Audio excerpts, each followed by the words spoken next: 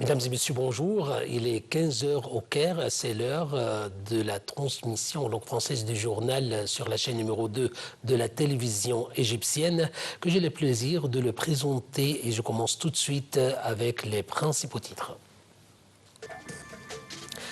Le président Abdel Fattah el-Sisi souligne l'importance de se concentrer sur l'augmentation des niveaux de réserve en devises étrangères.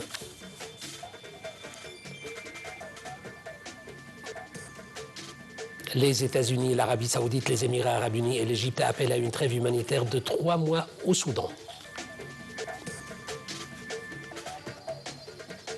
Le vote à l'ONU d'une résolution en faveur d'une relance de la solution à 2 États est une étape importante vers la fin de l'occupation israélienne.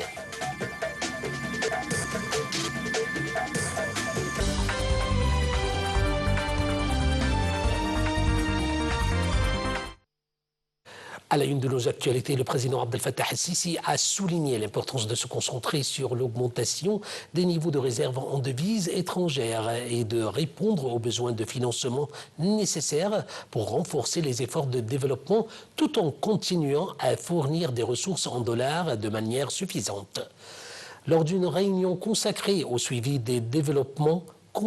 concernant le renforcement de la performance du secteur bancaire et les efforts déployés pour accroître les recettes en devises, le président Abdel Fattah el-Sisi a également insisté sur la nécessité de réduire les taux de l'inflation ainsi que les réformes économiques et structurelles mises en œuvre par le gouvernement dans le cadre de l'amélioration des indicateurs financiers et économiques.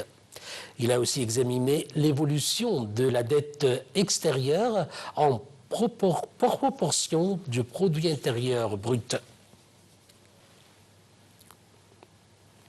Dans le cadre des préparatifs pour l'inauguration officielle du Grand Musée égyptien, le Premier ministre Dr Mostafa Madbouli a entamé une tournée pour inspecter les projets en cours de développement dans la zone entourant le Grand Musée. Dr Madbouli a affirmé que cette tournée s'inscrit dans le cadre de la volonté de suivre de près l'avancement des travaux en cours autour du Grand Musée et d'en accélérer l'exécution à l'approche de l'inauguration officielle de ce grand édifice civilisationnel.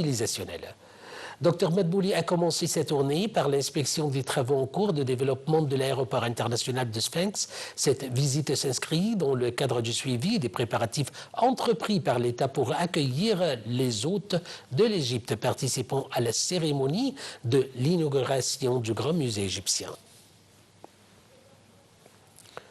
Le ministre des Affaires étrangères, Dr Badr Abdelati, et ses homologues d'Arabie saoudite, du Pakistan et de la Turquie ont souligné l'importance de la solidarité entre les pays arabes et islamiques dans cette conjoncture critique que traverse la région. Lors des appels téléphoniques qui ont eu lieu entre le ministre des Affaires étrangères et ses homologues d'Arabie saoudite, du Pakistan, de la Turquie et les 4 homologues, ont souligné la nécessité de continuer à coordonner les positions pour réaliser les intérêts arabes et islamiques et pour assurer la sécurité et la stabilité dans la région. Les appels ont porté également sur l'évaluation de la situation actuelle à la lumière des développements régionaux rapides dans la région et dans le cadre de la coordination conjointe avec les pays de la région avant le sommet arabo-islamique d'urgence prévu demain dans la capitale qatari Doha. En outre, les ministres ont échangé des points de vue sur les moyens de faire face aux graves défis politiques et sécuritaires auxquels la région est confrontée et aux répercussions des récents événements. Dans le même contexte, les travaux du sommet d'urgence des dirigeants des pays islamiques commencent demain dans la capitale qatari Doha et regroupent l'Organisation de la coopération islamique et la Ligue arabe. Le sommet discutera des moyens de faire face à l'attaque israélienne sans précédent qui a visé les dirigeants politiques du Hamas au Qatar mardi dernier. Au grand dam d'Israël et des États-Unis, l'Assemblée générale de l'ONU a adopté vendredi à une large majorité la déclaration de New York visant à donner un nouveau souffle à la solution à deux États, israélien et palestinien, qui exclut pour la première fois sans équivoque le Hamas. Plus de détails dans ce commentaire.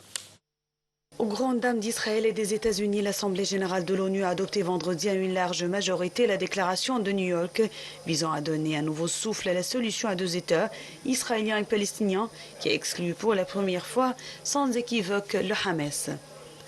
Alors qu'Israël fustige depuis près de 2 ans l'incapacité de l'Assemblée et du Conseil de sécurité à condamner les attaques du mouvement palestinien du 7 octobre 2023, le texte préparé par la France et l'Arabie saoudite, adopté par 142 voix pour 10 contre et 12 abstentions, est clair. Dans le contexte de l'achèvement de la guerre à Gaza, le Hamas doit cesser d'exercer son autorité sur la bande de Gaza et remettre ses armes à l'autorité palestinienne, avec le soutien et la collaboration de la communauté internationale, conformément à l'objectif d'un État de Palestine souverain et indépendant. Ce vote exprime la volonté internationale en faveur des droits de notre peuple et constitue une étape importante vers la fin de l'occupation et la concrétisation d'un État palestinien, a salué le vice-président palestinien. Le vote survient à quelques jours du sommet sur la question palestinienne que Paris et Riyad co-présideront le 22 septembre à l'ONU, où Emmanuel Macron a promis de reconnaître l'État palestinien. La déclaration de New York plaide aussi pour la fin de la guerre à Gaza et un règlement juste, pacifique et durable du conflit israélo-palestinien, reposant sur une mise en œuvre véritable de la solution à deux États, une position habituelle de l'Assemblée. L'Égypte s'est félicitée hier de l'adoption par l'Assemblée générale des Nations unies d'une résolution entérinant la déclaration de New York concernant la mise en œuvre de la solution à deux États et l'établissement d'un État palestinien indépendant. Selon un communiqué de presse, l'Égypte a souligné que l'adoption de cette résolution par 142 pays constitue une preuve évidente d'un large consensus et d'un ferme soutien international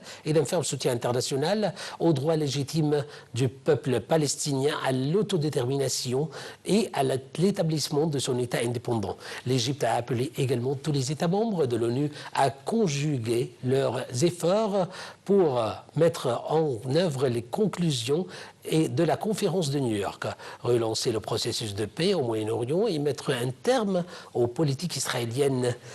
unilatérales.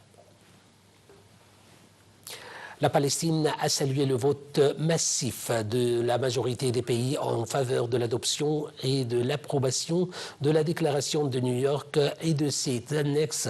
concernant la mise en œuvre de la solution à deux États et l'établissement d'un État palestinien indépendant, la considérant comme l'issue de la conférence onusienne sur le règlement pacifique de la question palestinienne tenue sous la présidence de l'Arabie saoudite et de la France. Dans un communiqué de son ministère des Affaires étrangères, la Palestine a exprimé sa gratitude à tous les pays qui ont parrainé, soutenu et voté en faveur de la résolution, permettant ainsi à la déclaration de New York de devenir un document officiel des Nations Unies. Elle a appelé les États à mettre en œuvre les conclusions de la conférence internationale sur la solution à deux États et à exercer des pressions sur Israël pour mettre fin au cessez-le-feu à Gaza, à la politique de la famine utilisée comme arme de guerre et à prévenir le déplacement forcé. 6 Palestiniens. Mesdames et messieurs, c'était la fin de notre journal. Je vous remercie infiniment pour votre suivi et attention.